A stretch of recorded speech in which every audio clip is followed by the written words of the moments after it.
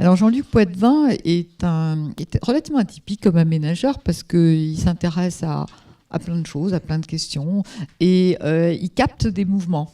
Et je me souviens quand on avait visité ensemble avec le club à Osaka cet endroit assez extraordinaire, c'était un centre commercial qui était au dernier étage duquel il y avait un lieu qui était un club de coworking qui vous organisait des rencontres avec des personnes qui pouvaient vous coacher dans le métier que vous faisiez. Et donc, déjà à l'époque, tu étais très interpellé par ce que tu avais vu à Osaka et tu avais déjà entrepris des actions de type coworking en prenant des risques. Donc, d'abord, comment tu as été alerté par ces mécanismes et comment tu t'es engagé dans cette démarche? Alors, peut-être pour répondre à ça, parce qu'à travers, je dirais, dans mon propos, je présenterai Blue Office et je vous dirai un peu les conséquences, les enseignements qu'on peut en tirer, ce qui est une façon déjà de répondre à tout ce qui a été dit. Mais je voudrais quand même reprendre certains points, et parce que c'est une façon de répondre, je dirais, de façon peut-être plus organisée dans mon intervention. La première, ce que l'on partage complètement avec Bruno, c'est la question majeure de la mobilité. Et je pense que le fait générateur de tout ce qu'on raconte, voilà, ça marche. Donc le fait générateur de tout ce qu'on vient de raconter, c'est la mobilité, puisque nous sommes un pays où finalement on a zoné. Il y a la zone industrielle, il y a la zone tertiaire, il y a la zone résidentielle, il y a la zone commerciale. Et ça veut donc dire que la question de mobilité, au fur et à mesure que ça a amplifié et vu les métropoles urbaines ou telles qu'elles sont constituées aujourd'hui, et particulièrement en Île-de-France, mais on peut le voir dans beaucoup d'autres métropoles, forcément la question se pose de plus en plus.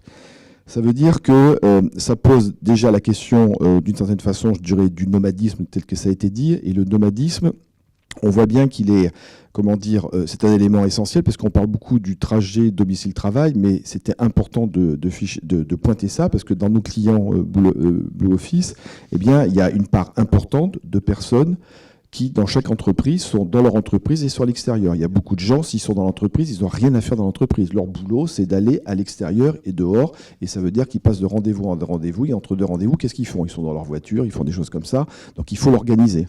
Et ça me paraît important. C'est la raison pour laquelle je vais faire simplement une petite parenthèse par rapport à ça, pour déblayer le terrain là-dessus, c'est qu'on voit, et ce qui n'est pas du tout notre modèle, et qui m'interpelle moi, et je vous dirai pourquoi, c'est le modèle où on parle qu'il y a des lieux de coworking dans les cœurs d'agglomération, notamment à Paris. C'est quelque chose que je ne comprends pas bien, dans la mesure où, du coup, ça ne touche pas la mobilité. Parce que c'est complètement débile, si j'ai 2 heures de transport ou 1h30 de transport, de venir là. Donc cette question-là n'est pas là. Ça veut donc dire que ça s'applique à des gens qui sont in situ, une population très particulière qui est là. La seule chose, vous verrez, je le dis là, j'aurai peut-être l'occasion de le répéter, c'est que le problème de tous ces lieux-là, que ce soit la Halle Frestinet, que ce soit tous les sites qui ont été cités comme le Blue Office, je vais faire un parallèle, c'est un peu comme l'hôtellerie. Le problème économique de ces lieux, c'est les frais fixes. Et les frais fixes, vous avez 2 postes qui sont essentiels. C'est d'un côté le loyer et c'est les frais de personnel. Et quand vous prenez les loyers à Paris, c'est dément. C'est-à-dire que c'est anti-économique. Ça veut dire que, et là je tiens à le noter, c'est-à-dire ce qui est important, c'est que quand une ville fait ça, c'est-à-dire qu'elle subventionne. Et à partir du moment où on subventionne, je pense que c'est fragile. C'est-à-dire un système économique qui est basé sur la subvention, ça peut marcher 3 ans, 4 ans, 5 ans, puis un jour ça s'arrête. Parce qu'il y a ce problème-là. Donc, ce qui fait que on constate, mais la pérennité de ça et comment ça va fonctionner, c'est quand même un problème par rapport à tous les discours que tu as pu tenir. Ensuite, j'en viens par rapport à ça à la question finalement du travail change. Je ne sais pas si c'est le travail qui change. Je pense que c'est plutôt les conditions du travail qui changent.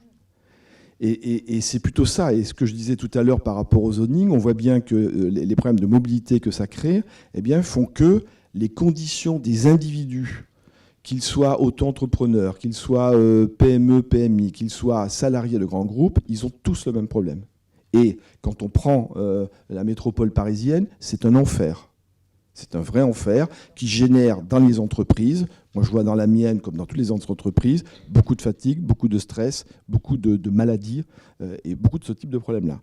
Ça veut donc dire que cette question-là, je dirais, ce qui est assez intéressant, c'est que souvent j'entendais le dire, c'est qu'on pense et on croit que, et nous à un moment donné on s'est posé cette question-là, on pense que les modes de vie changent, donc le management, il est super intelligent, il dit voilà, je vais aller vers des tiers-lieux. Non, je pense que c'est la force de chaque individu qui vient provoqué, je dirais, les uns et les autres, et notamment le management des entreprises, qui fait que ça change et que c'est en train de changer.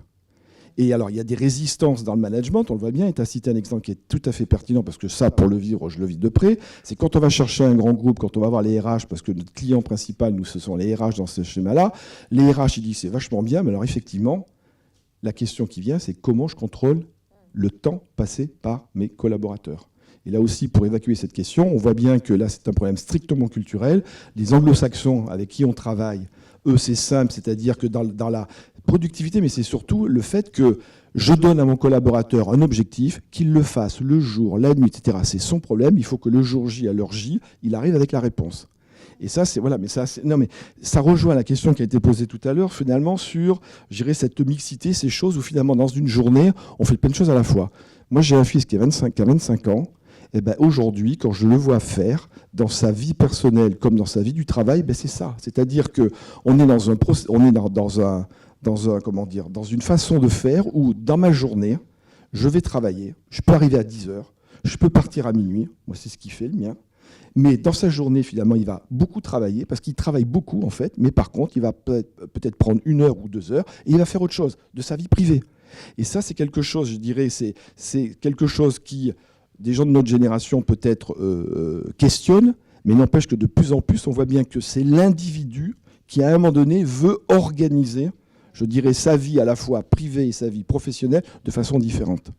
Comme d'ailleurs dans l'impact du management, je refais encore une parenthèse, c'est que moi je vois les jeunes qui ont 23, 24, 25 ans, et j'en ai encore embauché dernièrement, eh bien c'est assez étonnant, la hiérarchie dans l'entreprise n'existe plus de la même manière, parce que le patron en hiérarchie donne un ordre à quelqu'un, à cette génération-là, qu'est-ce qu'elle fait ? Elle ne prend pas ça pour du pain béni, comme nous, on était très respectueux de la hiérarchie. Ils vérifient. Ils prennent leur iPhone, ils regardent tout de suite, ils regardent, c'est vrai, c'est faux, etc. Et ça veut donc dire qu'eux sont à la recherche d'un dispositif d'organisation du travail en râteau et non pas en pyramide. Et ça bouleverse beaucoup de choses. Mais, je le dis comme ça, c'est imposé au management quelque part. Alors qu'on pense que c'est le management qui est, lui, super intelligent, ça lui tombe du ciel, il va le faire. C'est ce qu'on constate. Et je le constate aussi, finalement, par rapport à tous les clients que l'on a dans nos blue office, où on voit que c'est très, très fort par rapport à ça. Je dirais, la précarité, ce qu'il y a eu le débat, il y a eu des questionnements sur la précarité du travail. J'aurais peut-être pour aller un peu plus loin, parce que tu l'as dit, mais pour forcer les choses, la précarité du travail, c'est comme tout le reste. C'est la précarité de la vie de tous les jours, c'est la précarité des couples, c'est la précarité, je dirais, de ce que je vais faire au jour le jour. Je pense que le travail n'est pas un truc particulier dans notre vie de tous les jours. Et je pense que c'est ça qui est en train de se passer. Quand on parle du logement et quand vous regardez tous les problèmes de divorce, etc., qui peuvent se passer, comment ça se passe pour les gamins, on voit bien qu'il y a de la précarité en permanence et qu'il y a des tas de personnes, que ce soit les hommes ou les femmes, qui se trouvent dans des conditions, à un moment donné, de vie absolument incroyables. Et la vie peut basculer du jour au lendemain. Et c'est ça qu'on constate. Et bien, le travail, c'est pareil. Je pense que c'est quelque chose qu'il faut absolument avoir en tête et qu'il faut, je dirais, intégrer pour justement, être en capacité de répondre à ça. Le travail chez soi, pour le dire aussi, là je le constate dans les Blue Office, le travail chez soi, je crois que ça fait 25 ans qu'on en parle au moins en France, mais je pense que c'est un leurre.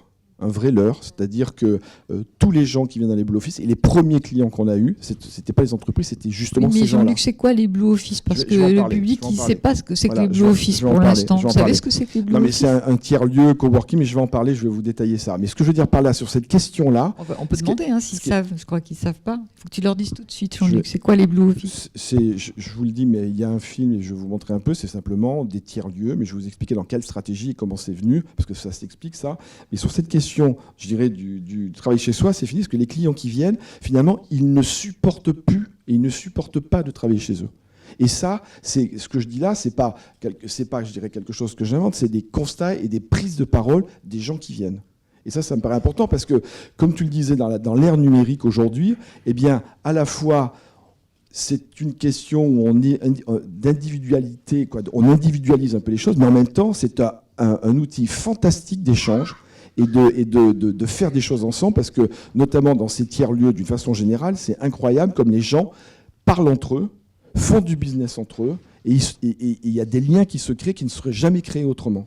Et c'est pour ça que c'est assez fabuleux. C'est comme une place publique. Finalement, on parle toujours de la mixité sociale. Je pense que c'est foutaise quand on parle d'un immeuble ou quoi que ce soit. Par contre, sur l'espace public, c'est là qu'elle se passe, la mixité. Alors, elle veut qu'on regarde absolument. Donc, on va passer le film de l'office et je vous expliquerai. Tu es en train de parler de quelque chose, ils sont très étonnés. Je parle en général. Mais, oui, donc, on va regarder. Donc, on va regarder quels sont les Blue Office de Next City. Qui est un peu, et après, je vous expliquerai comment on a imaginé ça. C'est fait pour ça. C'est du teasing, ça.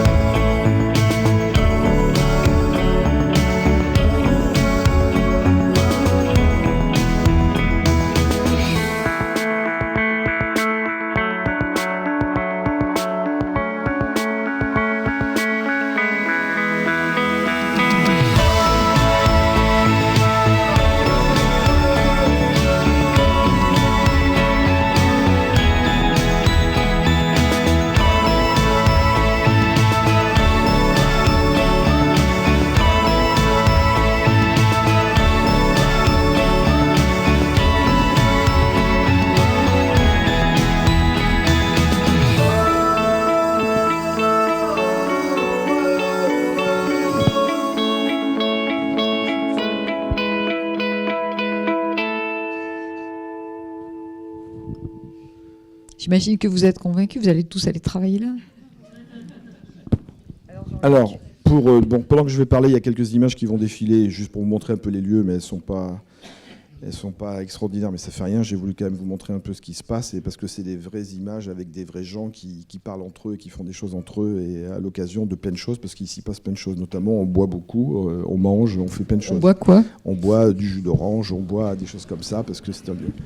Au passage, tiens, en captant ça, ce qui est très intéressant, c'est qu'on parle de phénomènes comme ça, je ne vous raconte pas l'impact du droit du travail. Nous avons passé plus de 2 ans à essayer de décortiquer la problématique du droit du travail sur les questions du Blue Office, parce que tout salarié, quand il vient dans ce tiers-lieu, ça pose des questions de responsabilité. Et donc, c'est un truc absolument invraisemblable, comme comment on appelle ça, le fait d'avoir un adressage là-dessus, c'est pareil. Je vous signale que quand il y a un problème compte tenu des entreprises qui peuvent avoir, qui veulent blanchir de l'argent, quoi que ça, c'est du pénal. Donc tout ça pour vous dire qu'il y a un 10 000 mètres haies absolument incroyable pour pouvoir arriver à faire ce que je vous ai expliqué là, ce que vous avez vu dans le film et ce que je vais vous expliquer. Non, il y en a combien d'opérations ? Alors, il y a 5 opérations, il y en a 5. Alors, pour aller vite, il y en a à Maisons-Laffitte, Montigny-le-Bretonneux, Massy, Alfortville, Noisy-le-Grand. Déjà, vous le voyez, ils sont sortis en même temps et c'était un réseau. C'est-à-dire que là aussi, quand on parle de tiers-lieu, quand on parle de nomade, quand on parle du trajet domicile-travail, ça n'a de sens que s'il y a un réseau. Si on a considéré que si on faisait un Blue Office uniquement, ça n'avait pas de sens. Premier point. Deuxième point, ce qu'on s'est dit également, c'est que on le fait surtout pas dans les cœurs d'agglomération, parce que ça n'a pas de sens par rapport à la question de la mobilité. Nous, on s'est positionné plutôt en deuxième couronne, c'est-à-dire qu'on va auprès des gens, auprès des zones résidentielles. Est-ce qu'on peut voir la carte des lieux ? Non. Il n'y a pas de carte ? Ils n'ont pas. Ah bon ? Ils n'ont pas. Ok. Je répète les lieux, parce que tu veux les lieux. Non, mais ça va, c'est pour voir la carte. Alors, il y a des lieux qui marchent mieux que d'autres. Alors, comment on est arrivé à ça déjà, ce qui est assez intéressant. Sachez que c'est venu, et quand on était au Japon, je travaillais déjà sur la question, c'est qu'on était en train de l'entreprise, comme elle fait chaque année, elle se pose des questions, elle se dit il faut faire de la recherche-développement et donc il faut essayer de comprendre. Dans le métier, moi, que je représente dans le groupe, eh bien, les modes de vie et l'impact sur la ville, c'est la question que tu poses, eh bien, m'interpellent beaucoup et donc de façon assez récurrente, là encore, on va rentrer en séminaire au mois d'avril, c'est de se dire quelles sont les tendances, comment je vais capter et qu'est-ce qu'il faut faire.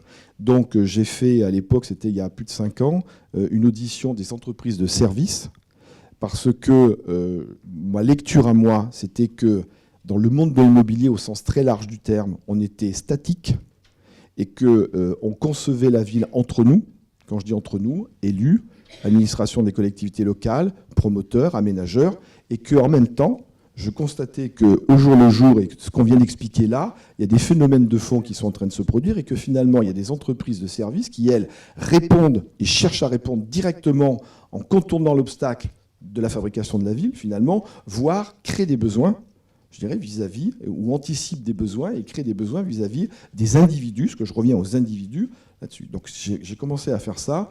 Donc on a auditionné une quinzaine. On en a fait, je dirais, une synthèse, on a réfléchi. Donc il y a plusieurs choses qui sont rejaillies de tout ça, notamment cette question, on appelait ça à l'époque les écocentres. Dans notre jargon à nous, c'était les écocentres, qui est devenu après la marque Blue Office. J'en ai d'autres en magasin, mais qu'on va travailler parce que c'est long. Et à partir de là, on s'est dit, on ne peut pas tout faire en même temps, donc il faut en sortir un. Et on s'est dit, il y a ce phénomène-là où on pensait que depuis le temps qu'on parlait du coworking, de tous ces éléments-là, moi, j'ai pensé qu'on était sur une sorte de vague et c'était le moment de le faire. Donc, on en a parlé en COMEX de Nexity, puis on a décidé de lancer la faisabilité. Et la faisabilité, c'est, on partit d'une feuille blanche, c'est-à-dire, c'est quoi comme lieu, c'est quoi le business model, comment, je dirais, le design même, etc. Donc, on a imaginé des lieux. Alors, ces lieux-là, chaque Blue Office aujourd'hui, c'est 2000 m². 2000 m², donc c'est à peu près 170 postes. Donc on a aux alentours de 800, pour faire arrondir les chiffres, 800 postes à travers les 5 Blue Office. C'est beaucoup de postes. Compte tenu de ce qui se passe à Paris, vous avez des endroits où vous avez 100 m², 200 m², pas beaucoup plus. Donc ça, c'est quand même important de voir. On est parti sur cette hypothèse-là. Et en disant, on a pour cible, bien entendu, les auto-entrepreneurs, les PME, PMI, mais on veut absolument capter les grandes entreprises et les salariés des grandes entreprises.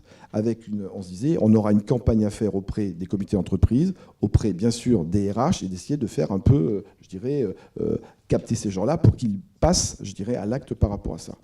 Donc on a imaginé, on a conçu, on a fait notre business model, et dans le business model, on a imaginé une chose qui était essentielle, et moi les collaborateurs quand on avait le groupe de travail qui a mis là-dessus, je n'avais de cesse de dire aux collaborateurs, on est dans l'immobilier, mais on oublie l'immobilier. On se fiche de l'immobilier. C'est-à-dire qu'il faut qu'on se fasse je dirais, du mal là-dessus. La question, ce n'est que du service. Et si c'est que du service, ça veut donc dire qu'il faut qu'on pense différemment. Et penser différemment, ça veut dire que le client qui va venir, le client, il ne vient pas... Alors, j'ai toute une petite liste qu'on a indiquée. Le client, il ne vient pas, finalement, je dirais, dans un engagement immobilier. Il ne vient pas chercher un loyer. Il ne veut pas se préoccuper des travaux qu'il y a éventuellement à le faire. Il ne veut pas s'occuper, finalement, je dirais, du déménagement, etc. Ce qu'il veut, c'est, en une journée, être capable d'avoir des postes de travail qui sont totalement souples, et justement pour venir. Donc on a des startups, on a des grandes entreprises, on a tout ça. Ça veut donc dire que la clientèle que l'on a, ça peut être des individus, mais c'est aussi dans des entreprises, qu'on en a eu déjà pas mal. Il y a un projet particulier, on a eu des grandes marques et des grandes entreprises du CAC 40, ils viennent pour 3 mois, c'est une équipe projet qui vient là, qui occupe toute une partie du Blue Office, et ils y vont, et ils travaillent, et ils sont entre eux, et c'est efficace. Par exemple. Donc on trouve toute une diversité, je dirais, de clients pour des motifs totalement différents. Et nous, ce produit-là, il faut qu'il soit évolutif. Il est évolutif dans la mesure où vous avez trois zones un peu différentes. Une zone qu'on appelle le lounge. Le lounge, ce sont des gens qui viennent pour 1 heure, 2 heures, 3 heures, pas plus. Il y a une table collective, ou il y a des tables collectives. On peut être avec, je dirais, d'autres personnes qu'on ne connaît pas. Je travaille, je sais que je suis pour peu de temps là. J'ai toute la connectivité, et on parle de digital et de numérique, tout est possible. On a toute la Wi-Fi totalement sécurisée. D'abord pour les entreprises qui viennent, notamment, y compris des fonctionnels, comptables, eh bien, il faut qu'on sécurise tout leur système pour pas qu'il y ait de problèmes, mais également quand quelqu'un a un travail particulier, donc il faut absolument qu'il soit en capacité de pouvoir travailler dans cette sécurité-là. Et on a, donc, c'est le premier lieu, c'est 26 € la journée. Donc c'est pas cher, et derrière il a bien entendu les photocopies, le café, tout ce qu'il veut. On a forfaitisé. Notre stratégie c'est de forfaitiser et que le client quand il vient il n'a pas la préoccupation, si je lève le petit doigt il y a une facture derrière. Le deuxième lieu qui existe, ce sont des bureaux qu'on a appelés un peu plus isolés, c'est-à-dire qu'on a imaginé et inventé des sortes de cloisons amovibles, ce qui nous permet à la fois de créer des grands espaces, il peut y en avoir 20, 30, 40, et ça peut être un lieu en soi, ou comme ça peut être un bureau en soi avec cette cloison amovible, où on est isolé, on n'a pas le bruit, et c'est assez efficace, et dans lequel je vais dans des conditions de travail totalement différentes, et ça c'est 46 € la journée. Que ce soit pour le lounge, que ce soit pour le bureau isolé et le troisième lieu que je vais indiquer, à chaque fois on a droit à la visioconférence, on a droit à tous ces éléments-là qui sont bien sûr, et les salles de réunion qui sont dans ces lieux-là. Le troisième lieu, c'est le bureau plus classique, c'est-à-dire c'est une entreprise qui se dit, moi j'ai un projet sur lequel je vais rester quelques mois, ça peut être 3 mois, ça peut être 6 mois, et donc il veut un bureau cloisonné, il va utiliser les salles de réunion, il est dans un processus un peu différent. Donc on l'a imaginé comme ça, et ça c'est 66 € la journée. Et puis, quand on est sur des durées de 3 mois, 6 mois, on peut même forfaitiser, je dirais, cet élément-là. Et ce que recherche, et le retour qu'on a de tous ces gens qui viennent travailler là, c'est ça. Ce qu'ils demandent, c'est ça. On a des start-up. On a une start-up, par exemple, à Massy, qui vient du Canada. C'est un Français qui était au Canada, qui développe son dispositif et son activité en France. Il habite l'Essonne. Jamais, il ne voulait absolument pas venir dans Paris ou quoi que ce soit. C'était proche de chez lui. Et tous les collaborateurs qu'il a finalement recrutés, ils sont proches de chez lui, donc ce qui fait qu'ils sont à 10 minutes, sont tranquilles, c'est efficace. Apparemment, il y a une fréquentation de proximité assez importante. Tout le temps. C'est le but, c'est-à-dire que... Ça joue son rôle de réduire la question de... Aujourd'hui, on en a 5, on espère passer à 20, 25 dans les 3-4 ans qui viennent, parce que, comme je vous ai dit, on s'est mis près des zones résidentielles, et notre hypothèse de travail de départ, c'est il faut que ça soit dans un rayon de 10 minutes en transport en commun ou en voiture. Et donc, on va continuer dans ces rayonnements-là, et c'est pour ça qu'on arrive à peu près 20 à 25, qui va nous permettre d'avoir des réponses assez pertinentes. Dans le business model, ce qui est important aussi, c'est qu'on a imaginé d'être investisseur, promoteur, exploitant. Et pourquoi on fait ça? Parce qu'en fait, la chose essentielle de ce dispositif, c'est l'exploitation. Tout repose là-dessus. Et si on veut être efficace là, eh bien, en étant investisseur et promoteur, on peut arbitrer. Je peux arbitrer de faire une rentabilité un peu plus faible en tant qu'investisseur. Je peux avoir des marges un peu plus faibles, je dirais, parce que là, on est dans le métier strictement immobilier. Et quand je bascule dans l'exploitation, je donne les conditions pour que le loyer et que tout le dispositif se mette en place et fonctionne et soit efficace. C'est ça qu'on a cherché. Il faudrait qu'on laisse un peu de temps au débat, mais quand même, est-ce que le modèle est rentable? Est-ce qu'aujourd'hui, vous êtes dans une prise de risque importante puisque ça a coûté, pour le moment où ça en est, c'est plus de 15 millions d'euros d'investissement. 15 millions d'euros d'investissement. Et actuellement, ce n'est pas rentable. Ça fait 2 ans qu'on a ouvert. Ce n'est pas rentable parce que c'est une montée en puissance qu'on avait imaginée. Mais cette montée en puissance, elle est plus lente que prévu. Elle est plus lente que prévu à cause de tout ce qu'on vient de dire. Des réactions et notamment des grands groupes.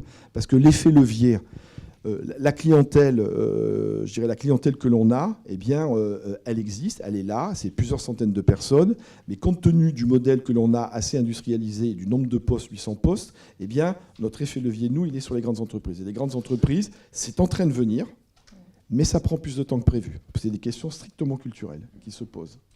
Moi, j'ai une question, si tu permets.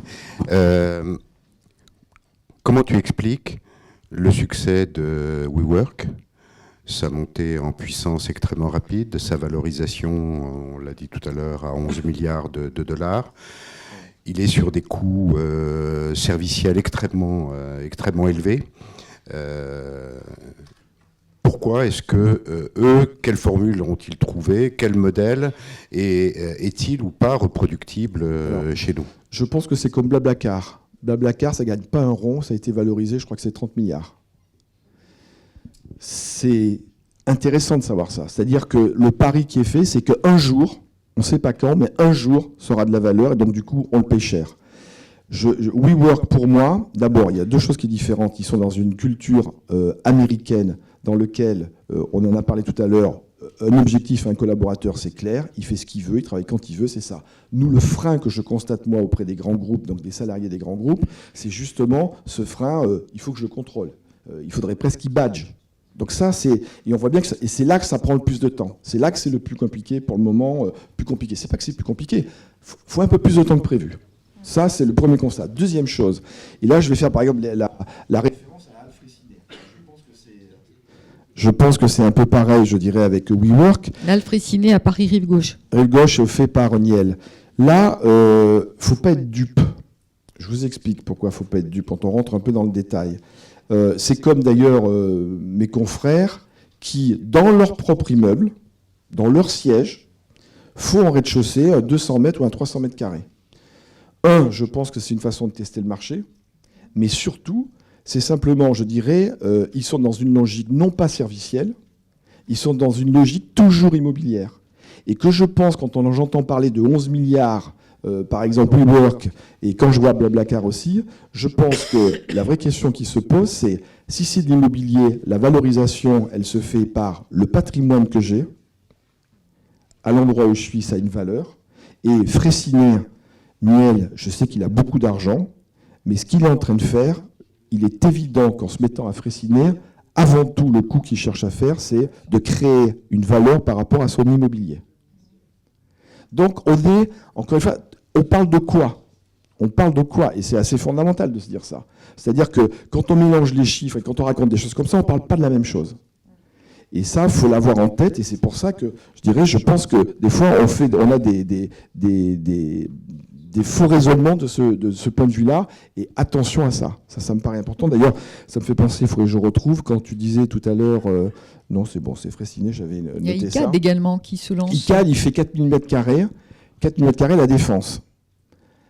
Là aussi, finalement, 4000 m² la Défense, il y a un réseau de transport en commun très important. J'ai été à l'EHPAD, je sais très bien quel est le temps de trajet moyen des gens qui viennent du nord, de l'est, etc. Je peux vous dire que c'est des temps de trajet très longs. Ça veut donc dire que ça n'a pas de sens en termes de service. Donc, je ne pense pas qu'on réponde à une question de service. Je pense qu'il est pertinent pour le moment, pour combien de temps, et on le répondra tout à l'heure, qu'à la Défense et 4000 m², ils ont une valeur. Donc en tant que ça, je dirais économiquement, je le sais, et je verrai comment je retirerai la valeur de cette chose-là. Par contre, ils vont répondre vraisemblablement à des besoins des entreprises de la Défense qui, à des moments de projet particuliers, sont en surchauffe, ils vont utiliser ces mètres carrés-là. Et je peux vous dire, je vais prendre un exemple, j'ai un cas particulier qui va arriver chez nous prochainement, où je vais en mettre un à Saint-Ouen. Saint-Ouen, si on est très honnête par rapport à mon modèle, Saint-Ouen n'est pas, comment dire, mon basique de Blue Office. Saint-Ouen, en fait, il répond parce que j'ai autour de Saint-Ouen, par rapport à des activités, un paquet de PME, PMI qui ont besoin de ça. Et donc, ce n'est pas la même nature de service, mais on ne parle pas de la même chose. C'est ça que je veux dire. On est plus dans du centre d'affaires que dans du coworking.